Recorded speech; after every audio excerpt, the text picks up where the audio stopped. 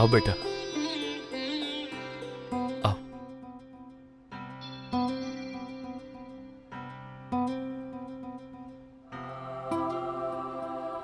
ગૌરી બેટા, જે ભોગ માટે તે તારા હાથે મીઠાઈ બનાવી છે એનાથી તારા દાદી સાસુનું મોઢું મીઠું કરાવ અને એમના આશીર્વાદ લે.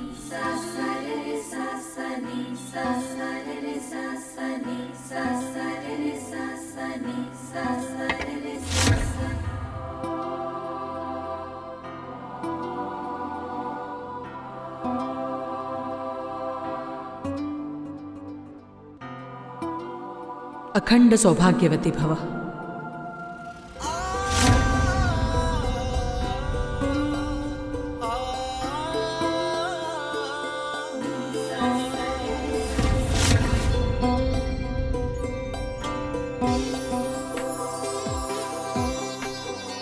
તારો હાથ આપ બેટા.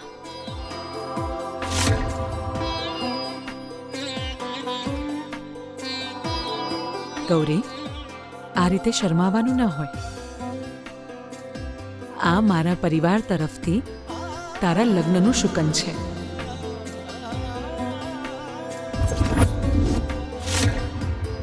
તારો હાથ આપ.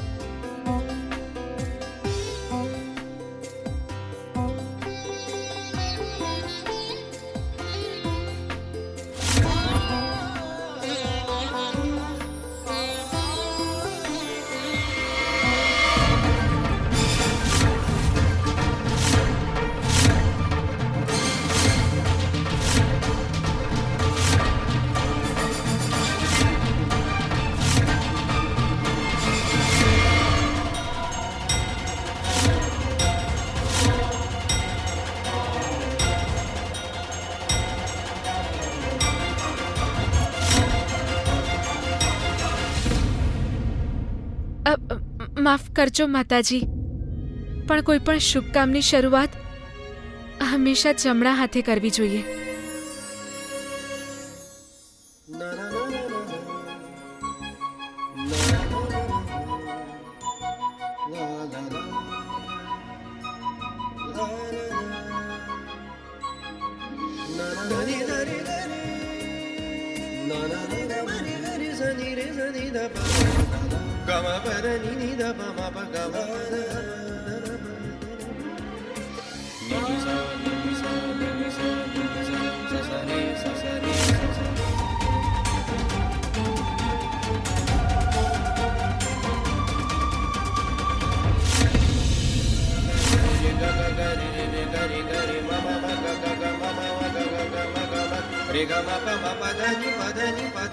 પંડિતજી, જી.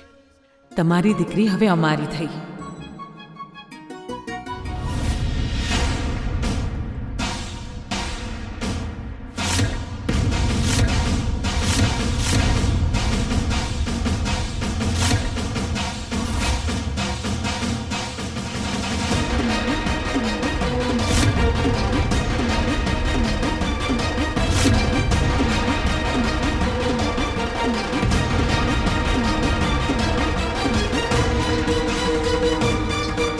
લગ્ન સંપન્ન થયા.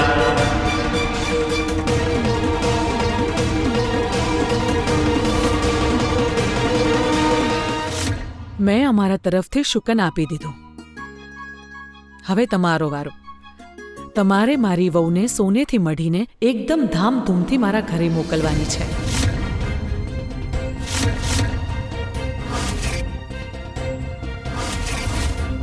લોકોને એવું લાગવું જોઈએ કે બુંદેલા પરિવારની નાની વહુ આવી રહી છે.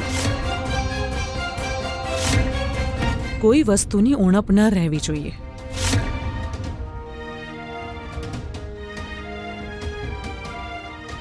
માતાજી, તમને તો ખબર જ છે કે મારી આર્થિક સ્થિતિ કેવી છે.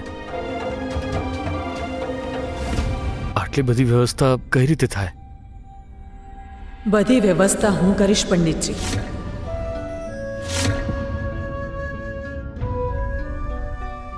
તમારે તો બસ મારી વહુને સજાવીને મંડપ સુધી લાવવાની છે. બધું જ થઈ જશે, ચિંતા ના કરો. તમારો ખૂબ ખૂબ આભાર માતાજી, તમારો આભાર.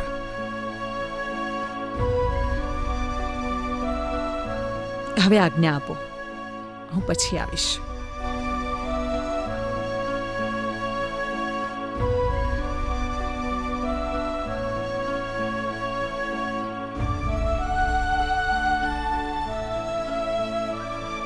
તું ખુશ છે ને બેટા?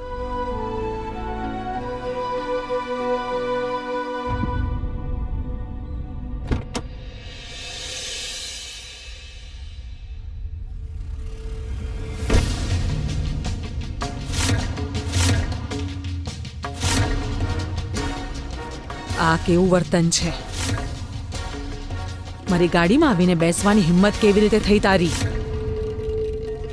માફ કરજો માતાજી, પણ તમારી સાથે ખોટું તો ના થવા દઉં ને. શું મતલબ? તમને યાદ છે ને માતાજી, હું ગૌરી વિશે કંઈ કહેવા જઈ રહી હતી અને ત્યારે ગૌરી આવી ગઈ તો કહી ન શકી. છોકરી વિશે કંઈ કહેવું છે મારે તમને. બોલ, શું કહેવું છે? સમજમાં નથી આવતું માતાજી, કયા મોઢે કહું તમને. આ ગૌરી છે ને, એ ગઈકાલે રાત્રે પૈસા માટે કોઈ છોકરા સાથે એની ગાડીમાં જતી રહી હતી.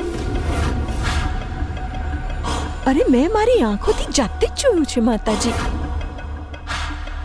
કોઈ બીજી માં હોત ને તો ના કેમ, પણ શું કરું, મારાથી તો જુઠ્ઠું બોલાતું જ નથી માતાજી. હવે તમે જ કહો માતાજી, આવી છોકરીને તમારા ઘરની લક્ષ્મી બનાવશો કે જેના માથે પહેલેથી જ કલંક હોય?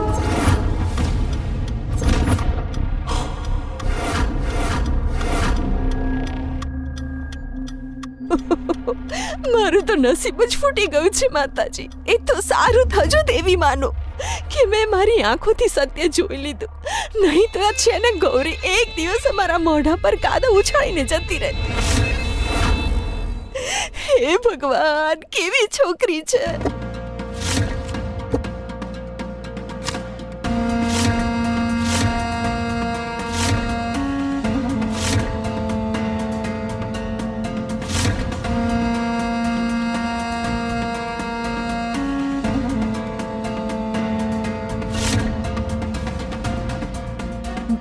માતાજી, આ શું છે? ઇનામ આપી રહી છું, રાખી લે.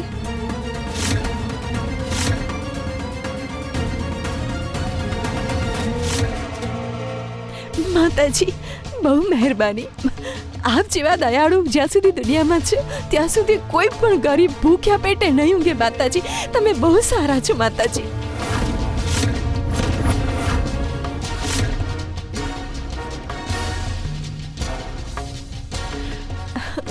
માતાજી, ચાપલુસી કરવાનું ઇનામ તો હું તને આપી ચૂકી છું. હવે જો સાચું બોલીશ તો આ પૈસા પણ તારા થઈ જશે. હું તો સાચું જ બોલી રહી છું માતાજી.